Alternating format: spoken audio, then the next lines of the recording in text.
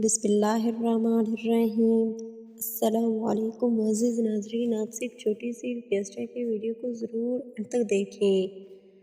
ہم اتنی محنت سے آپ کے لیے ایسے اسپیشل سٹوریز بناتے ہیں اور چینل کو ضرور سبسکرائب کیجیے گا، شکریہ۔ ایک بادشاہ تھا، اس میں ایک عادت بہت ہی زیادہ گندی تھی۔ اسے بیٹیوں سے بہت سخت نفرت تھی۔ اللہ کی قدرت کی اس کے ہاں پہلا بیٹا پیدا ہوا۔ اسے اپنا بیٹا بہت عزیز تھا، بہت نازو اور لاڈ پیار سے اس نے پرورش کی تھی۔ چند سال بعد ملکہ پھر امید سے ہو گئی۔ ولادت کے دن قریب تھے، لیکن بادشاہ سلامت کو کسی دوسرے بادشاہ کی دعوت پر ملک سے باہر جانا پڑا۔ جانے سے پہلے بادشاہ نے ملکہ کو حکم دیا کہ میں کہیں باہر جا رہا ہوں۔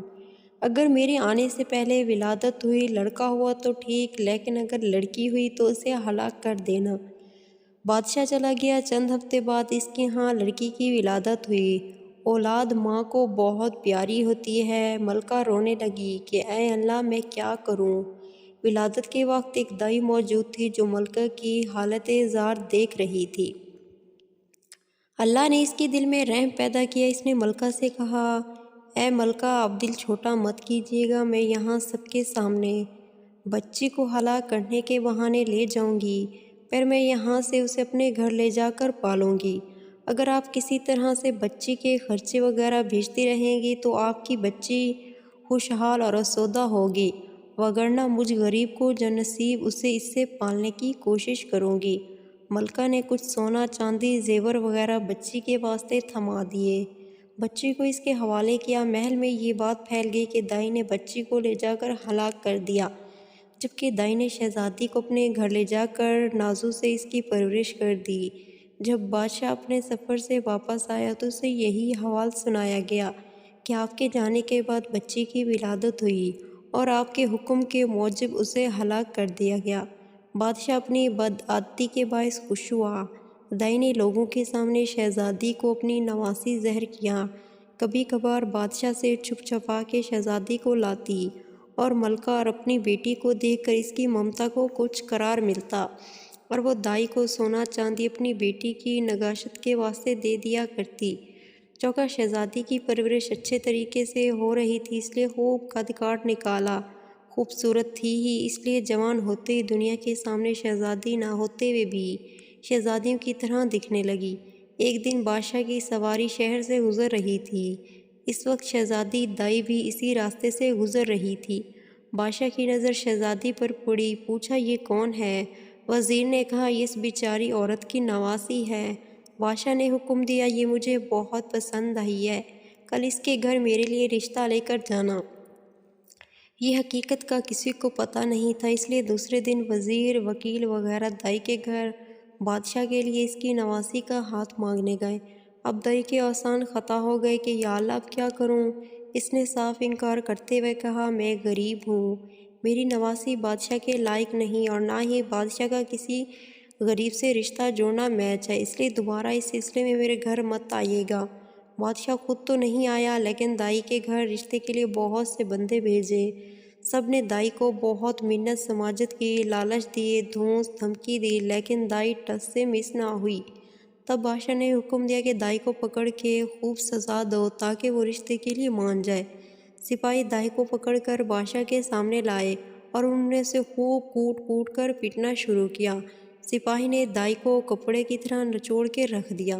بیچاری پہلے سے ہی دو ہڈیاں پر تھی، اتنی مار برداشت نہ کر سکی اور بادشاہ کے سامنے بول پڑی، بادشاہ سلامت، یہ کوئی اور نہیں بلکہ آپ کی بیٹی ہے۔ میں نے اسے ہلاک کرنے کی بجائے لے جا کر اپنے گھر میں اس کی پرورش کی۔ اب بادشاہ کو احساس ہوا کہ وہ کیا غلطی کرنے جا رہا تھا۔ خدا نے اسے گناہ عظیم سے بچا لیا۔ وہ اور زیادہ غصے میں آ گیا۔ اپنے بیٹے یعنی شہزادے کو بلا کر حکم دیا کہ اپنی بہن کو جنگل میں لے جا کر قتل کر دے اور اس کی آنکھیں نکال کر اور گردن کا خون لا کر مجھے دکھا دے تاکہ مجھے یقین ہو جائے۔ شہزادہ پریشان ہوا کہ وہ کیسے اپنے ہاتھوں سے اپنی بہن کو قتل کرے، اس کی آنکھیں نکالے اور اس کی گردن کا خون لا کر باپ کو دکھائے۔ اسے کسی صورت یہ گوارا نہ تھا۔ اگرچہ اسے اپنی بہن کے متعلق اب معلوم ہوا تھا، لیکن اسے پتہ تھا بادشاہ ہر صورت اپنی بیٹی کو ہلاک کرنا چاہتا ہے۔ اگر اس نے اسے قتل نہ کیا تو بادشاہ دونوں کو ہلاک کر دے گا۔ مجبوراً اپنی بہن کو ساتھ لے جا کر جنگل کی طرف چل پڑا۔ جب دونوں جنگل پہنچ گئے تو بھائی کی محبت بہن کے لیے جوش میں آ گئی۔ بہن سے کہا کہ میں کسی صورت تمہیں اپنے ہاتھوں سے قتل نہیں کرنا چاہتا، میں تمہیں یہیں چھوڑ دیتا ہوں، آگے تمہاری قسمت کہ تمہیں درندے کھا جائیں یا تم بچ کر کہیں اور نکل جاؤ۔ لیکن بہن نے بھائی کا ہاتھ پکڑ کر کہا، نہیں بھائی، تم مجھے قتل کر دو، میری آنکھیں اور خون لے جا کر باپ کو دکھاؤ، نہیں تو وہ تمہیں مار دے گا، جو مجھے کسی صورت گوارا نہیں۔ دونوں بھائی بہن ایک دوسرے کے گلے لگ کر رو پڑے۔ آخر کسی طرح بھائی نے بہن کو منا لیا۔ شہزادی آنسو بہاتے ہوئے گھنے جنگل کی طرف جانے لگی۔ آخری بار پلٹ کر بھائی کو دیکھا اور جنگل میں گھس گئی۔ اس کے بعد شہزادے نے ادھر ادھر سے ڈھونڈ کر ایک ہرن کا شکار کیا، اس کی گردن کا خون نکالا اور آنکھیں نکال کر لے جا کر بادشاہ کو دکھا دی۔ بادشاہ نے آئینہ منگوایا، اس میں ان آنکھوں کو اور اپنی آنکھوں کو غور سے دیکھا۔ جب اس کو یقین ہو گیا کہ آنکھوں کا رنگ ایک ہی ہے تب اسے تسلی ہوئی۔ ملکہ نے کسی طریقے سے شہزادے کو بلا کر اس سے بیٹی کے متعلق پوچھا۔ شہزادے نے ماں کے سامنے سارا حوال گوش و گزر کر دیا۔ ملکہ نے منہ آسمان کی طرف اٹھا کر اوپر اٹھاتے ہوئے اور اپنی بیٹی کے لیے دعا مانگی کہ اے اللہ، میری بیٹی کی حفاظت کر، اسے اپنے حفظ و امان میں رکھ اور اسے کسی اچھی جگہ پر پار لگا۔ اب آگے شہزادی کا قصہ سنیے۔ شہزادی جنگل میں رہنے لگی اور بھوک مٹانے کے لیے بھی پھل پھول بوٹے کھا کر اپنا وقت گزارنے لگی۔ اس دوران بہت سا وقت گزر گیا۔ جھاڑیوں کانٹوں سے الجھ کر اس کے بوسیدہ کپڑے تار تار ہو گئے۔ آخر اس کے بدن پر کوئی کپڑا نہ رہا۔ ایک دن کسی اور ملک کا بادشاہ اپنے لاؤ لشکر کے ساتھ اسی جنگل کے راستے گزر رہا تھا۔ اتفاقاً بادشاہ اسی طرف جا نکلا جدھر شہزادی رہتی تھی۔ جب شہزادی کی کانوں میں کسی گھوڑے کے قدموں کی آہٹ پڑی تو جلدی جلدی کسی گھنے درخت پر چڑھ گئی اور اس کے بڑے بڑے پتے توڑ کر اپنا ستر پوشی کر کے چھپ کے بیٹھ گئی۔ بادشاہ بھی آ کے اسی درخت کے نیچے ٹھہر گیا۔ درخت گھنا اور سایہ دار تھا۔ ایک طرف اپنے گھوڑے کو باندھا اور درخت کے سائے میں کپڑا بچھا کر تھوڑی دیر سستانے کی خاطر لیٹ گیا۔ چونکہ اس کا منہ آسمان کی طرف تھا اور وہ اپنے خیالوں میں گم تھا۔ اس کی نظر درخت کے گھنے پتوں میں پوشیدہ کسی بت پر پڑی۔ وہ اچھل کر کھڑا ہو گیا اور بلند آواز سے کہنے لگا، اے اللہ کی مخلوق، تم کوئی پری ہو، فرشتہ ہو، جن یا کوئی انسان، جو بھی ہو اپنے آپ کو ظاہر کرو، میں تمہیں کوئی نقصان نہیں پہنچاؤں گا۔ شہزادی نے پکار کر کہا، اے مسافر، میں ایک لاچار لڑکی ہوں، میرے جسم پر کپڑے کے نام پر کچھ بھی نہیں ہے، اگر تم اپنے نیچے بچھی چادر کو میری طرف پھینک دو تاکہ میں اسے ڈھانپ کر نیچے اتر آؤں اور تم سے بات چیت کروں۔ بادشاہ نے اپنے نیچے بچھے کپڑے کو اٹھایا، اس کا گول سا بنا کر اس کی طرف پھینکا۔ شہزادی نے اس کپڑے سے اپنے جسم کو خوب اچھی طرح ڈھانپا اور کسی نہ کسی طریقے سے درخت سے نیچے اتر آئی۔ جب بادشاہ نے شہزادی کو دیکھا تو اس کے حواس گم ہو گئے۔ اس کے پورے ملک میں کوئی اتنی خوبصورت لڑکی نہ تھی۔ پورے دل و جان سے وہ شہزادی پر فدا ہو گیا اور جھٹ سے شہزادی سے کہا کہ میں ایک بادشاہ ہوں، اگر تم برا نہ مناؤ تو میں تم سے شادی کر کے تمہیں اپنی ملکہ بنانا چاہتا ہوں۔ اندھا کیا چاہتا ہے، دو آنکھیں۔ شہزادی نے بھی جلدی سے حامی بھر لی۔ وہ بھی ایک ایسا بندہ چاہتی تھی جو اسے عزت دے۔ بادشاہ خوشی خوشی شہزادی کو لے کر اپنے ملک روانہ ہو گیا۔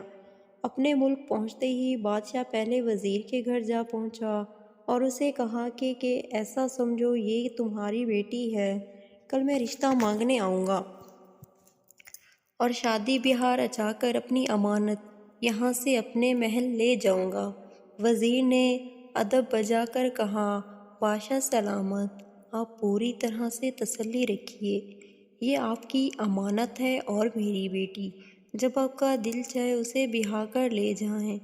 بادشاہ شہزادی کو وزیر کے گھر چھوڑ کر آیا۔ اس کے اگلے دن وکیل قاضی بادشاہ کا رشتہ لے کر وزیر کے گھر پہنچے۔ وزیر نے رشتے کے لیے ہاں کر دی۔ ایک دو دن بعد منگنی ہو گئی۔ بادشاہ شہزادی کے عشق میں سب کچھ بھول چکا تھا۔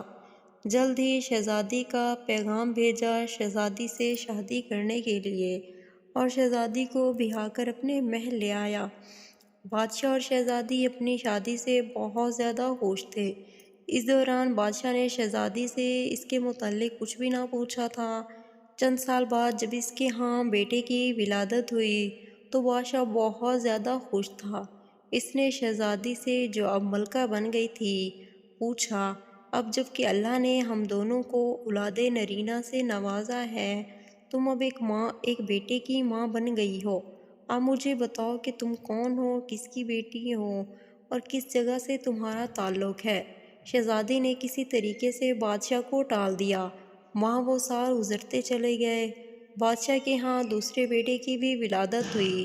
بادشاہ نے دوبارہ شہزادی سے وہی سوال دہرایا۔ شہزادی نے پھر بادشاہ کو ٹال دیا۔ آخر کار ان کے ہاں جب تیسرے بیٹے کی ولادت ہوئی تو اس موقع پر بادشاہ نے شہزادی کی حقیقت معلوم کرنے کے لیے بہت زیادہ دباؤ ڈالے۔ آخر کار شہزادی بھی مان گئی اور بادشاہ کو حقیقت بتائی کہ وہ فلاں ملک کے بادشاہ کی بیٹی ہے۔ بادشاہ کو کس طرح بیٹیوں سے نفرت تھی اور کس طرح سے بادشاہ نے مجھے مارنے کا حکم دیا۔ ویڈیو اچھی لگے تو ویڈیو کو لائک کر دیں، اور دائی نے مجھے کس طرح بچا کر اپنے گھر میں میری پرورش کی۔ بادشاہ نے کس طرح مجھے پھر دیکھا تھا، پھر کس طرح اپنے بھائی کے حوالے کر کے قتل کرنے کا حکم دیا۔ میں اسی طرح جنگل میں خوار زندگی گزارنے لگی۔ وہاں تم نے مجھے دیکھا اور اپنے ساتھ لے آئے اور مجھ سے شادی کر لی۔ یہی ہے میری آپ بیتی۔ بادشاہ نے شہزادی کو گلے سے لگایا اور ہنسی خوشی رہنے لگے۔ ویڈیو اچھی لگے تو ویڈیو کو لائک کر دیں اور چینل کو ضرور سبسکرائب کیجیے گا۔ شکریہ۔ دوسری ویڈیو تک کے لیے اللہ حافظ۔